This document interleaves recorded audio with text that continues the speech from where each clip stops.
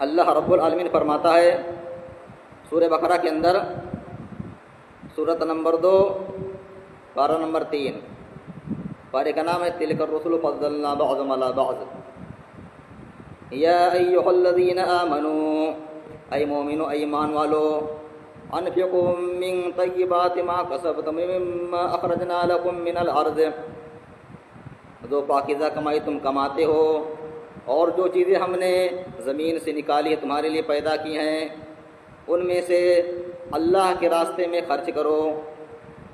وَلَا تَيَمَّمُوا الْخَبِيثَ مِنْهُ تُنْفِقُونَ وَلَسْتُمْ بِآخِذِهِ إِلَّا أَن تُغْمِضُوا فِيهِ، اور اللہ کے راستے میں خبیث اور ردی چیزیں دینے کا قصد مت کرنا، ارادہ مت کرنا۔ کیا اللہ فرماتا ہے کہ اے مومنو، اے ایمان والو، اللہ کے راستے میں خبیث اور ردی چیزیں جس کو کوئی نہ پوچھتا ہو، گھٹیا قسم کی چیزیں اللہ کے راستے میں مت دینا، کہ اگر وہی چیز تم کو دی جائے تو تم کبھی نہ لو، مگر ہاں اس حال میں کہ آنکھیں بند کر کے لے لو یا سر کو نیچے کرتے ہوئے لے لو۔ اس کے بعد آگے بیان کیا وَاعْلَمُوا أَنَّ اللَّهَ غَنِيٌّ حَمِيدٌ، اور جان لو کہ اللہ رب العالمین مالدار لائق تعریف ہے۔ یہ اللہ رب العالمین نے اس لیے بیان کیا کہ اے مومنو، اے ایمان والو، اللہ رب العالمین تمہیں جو اپنے مالوں کو خرچ کرنے کا حکم دیتا ہے کہ اللہ کے راستے میں اپنے مال کو خرچ کرو، اللہ کے راستے میں زکوٰۃ دو، تو اس کی وجہ سے آپ کے ذہن میں، آپ کے دماغ میں یہ خیال کبھی نہیں آنا چاہیے کہ اس کا مطلب اللہ رب العالمین ہمارا محتاج ہے، ہم سے زکوٰۃ مانگ رہا، ہمارے مالوں کو خرچ کرنے کا حکم دیتا ہے کہ تم اپنے مال میں سے اللہ کے راستے میں خرچ کرو۔ اس کا ہرگز مطلب نہیں ہے، یہ گمان دماغ میں ہرگز نہیں آنا چاہیے کہ اس کا مطلب اللہ ہمارے مالوں کا، ہمارے چیزوں کا محتاج ہے، ہمارا محتاج ہے۔ اس لیے اللہ نے فرمایا وَاعْلَمُوا أَنَّ اللَّهَ غَنِيٌّ حَمِيدٌ، اور جان لو کہ اللہ رب العالمین مالدار لائق تعریف ہے۔ اس آیت میں جو یہ بات بیان کی گئی وَلَا تَيَمَّمُوا الْخَبِيثَ، اے ایمان والو، اے مومنو، تم اللہ کے راستے میں خبیث چیزیں مت خرچ کرنا، خبیث چیزیں مت دینا۔ تو یہاں خبیث کے دو معنی ہیں، یا خبیث سے دو چیزیں مراد ہیں۔ پہلا معنی یا پہلی چیز یہ مراد ہے کہ اللہ کے راستے میں وہ مال خرچ کرو جو حلال کمائی کے ذریعہ مال حاصل کیا گیا ہو، یعنی حرام تجارت کے ذریعے، حرام کمائی کے ذریعے، حرام کمائی میں سے، ناجائز کمائی میں سے اللہ کے راستے میں مال کو مت خرچ کرو، کیونکہ اگر تم اللہ کے راستے میں حلال کی وجہ حرام چیزیں خرچ کرو گے، حرام کمائی سے کما کر کی چیزوں کو خرچ کرو گے، تو حرام چیزیں اللہ رب العالمین قبول نہیں فرماتا ہے۔ جیسے کہ نبی صلی اللہ علیہ وسلم نے حدیث کے اندر بیان فرمایا، عن ابی ہریرہ رضی اللہ عنہ قال قال رسول اللہ صلی اللہ علیہ وسلم، حضرت ابو ہریرہ رضی اللہ عنہ بیان کرتے کہ نبی صلی اللہ علیہ وسلم نے فرمایا ان اللہ طیب لا یقبل الا طیبا، بے شک اللہ رب العالمین پاک ہے اور پاکیزہ چیزوں کو قبول فرماتا ہے، یعنی حلال چیزوں کو قبول فرماتا ہے۔ اور اسی طریقے سے دوسرا معنی یہ ہوا، یا دوسری چیزیں مراد ہے خبیث سے، کہ وہ چیزیں ردی نہ ہو، گھٹیا قسم کے نہ ہو، جس کو کوئی نہ پوچھتا ہو، یا وہی چیز اگر تم کو دی جائے تو تم اس کو کبھی نہ لو۔ مثلا جیسے روپے پیسے آج کل لوگ، بہت سارے لوگ دیتے ہیں کہ جو نوٹ روپے پیسے پھٹے ہوتے ہیں، جو نوٹیں پھٹی ہوتی ہیں، پرانی ہوتی ہیں، جس کو کوئی نہیں لیتا ہے، تو لوگ سوچتے ہیں چلو اس کو مسجد ہی میں ڈال دیتے ہیں، مسجد کے گلک میں ڈال دیتے ہیں، مسجد میں دے دیتے ہیں۔ اسی طریقے سے جو غلے اناج میں ردی قسم کے ہوتے ہیں، جس کو کوئی نہیں لیتا ہے، یا جس کی قیمت بہت کم مانی جاتی ہے، گری ہوئی قیمت مانی جاتی ہے، گری ہوئی چیز مانی جاتی ہے، اس کو لوگ خرچ کرتے ہیں اللہ کے راستے میں۔ تو اللہ رب العالمین نے ہمیں اور آپ کو اس سے روکا ہے کہ اے مومنو، خبیث چیزیں، ردی چیزیں مت خرچ کرو، بلکہ وہ چیزیں خرچ کرو اللہ کے راستے میں جو تمہیں محبوب و پسند ہو،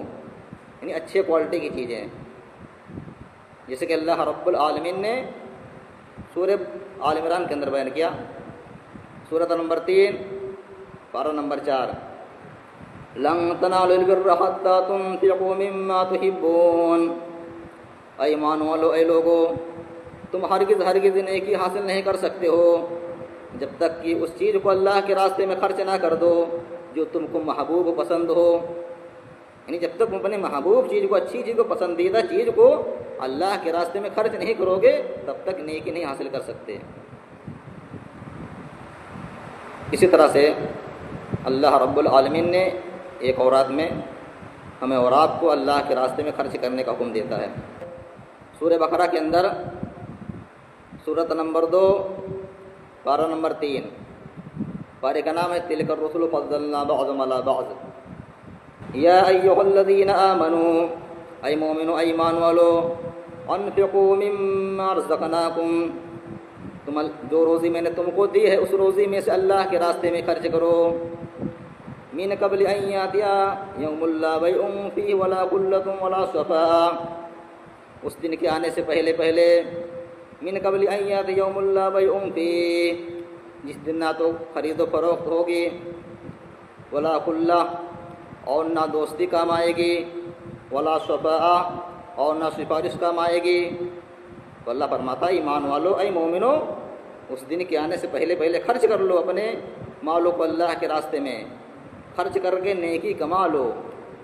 اس دن کے آنے سے پہلے پہلے، جس دن نہ تو تجارت کاروبار ہوگا، تجارت کاروبار کام آئے گا اس دن، اور نہ ہی دوستی کام آئے گی، نہ ہی کسی کی سفارش قبول کی جائے گی۔ اس کے بعد آگے میں نے کہا والکافرون هم الظالمون، اور کفر کرنے والے لوگ ظالم ہیں۔ اسی طرح سے سورہ ابراہیم کے اندر بھی اللہ رب العالمین فرماتا ہے، سورۃ نمبر 14 پارہ نمبر 13، پارے کا نام ہے وما ابرئ نفسی ان النفس قل لعبادی الذین آمنوا یقیموا الصلاۃ وینفقوا مما رزقناہم سرا وعلانیہ۔ اے نبی صلی اللہ علیہ وسلم، آپ میرے مومن بندوں سے کہہ دیجئے کو نماز کو قائم کرتے رہا کریں، نماز قائم کرتے رہا کریں، اور جو روزی ہم نے ان کو دی اس میں سے اللہ کے راستے میں پوشیدہ طور پر اور علانیہ طور پر اللہ کے راستے میں خرچ کرتے رہا کریں۔ کیا اللہ نے فرمایا، اے نبی صلی اللہ علیہ وسلم، آپ میرے مومن بندوں کو بتا دیجئے، ان کو حکم دے دیجئے کہ جو روزی میں نے ان کو دی ہے اس میں سے اللہ کے راستے میں خرچ کرے اور نماز قائم کرتے رہیں۔ من قبل ان یاتی یوم لا بیع فیہ ولا خلال، اس دن کے آنے سے پہلے پہلے،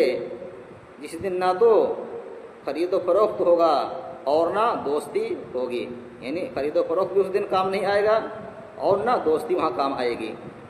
اس دن کے آنے سے پہلے پہلے اللہ کے راستے میں اپنے مال کو خرچ کرتے رہا کریں اور نماز کو قائم کرتے رہیں۔ یا جو نماز کو قائم کرنے کا حکم دیا گیا، تو قائم کرنے کا مطلب کیا ہے؟ قائم کرنے کا مطلب یہ ہے کہ جماعت کے ساتھ تمام نمازوں کو ان کی اوقات میں پڑھی جائے، جماعت کے ساتھ نماز پڑھی جائے۔ اسی طریقے سے نبی صلی اللہ علیہ وسلم کے سنت کے مطابق، طریقے کے مطابق نماز پڑھی جائے۔ اسی طریقے سے خشوع خضوع کے ساتھ نماز کو قائم کیا جائے، یہ ہے قائم کرنے کا مطلب۔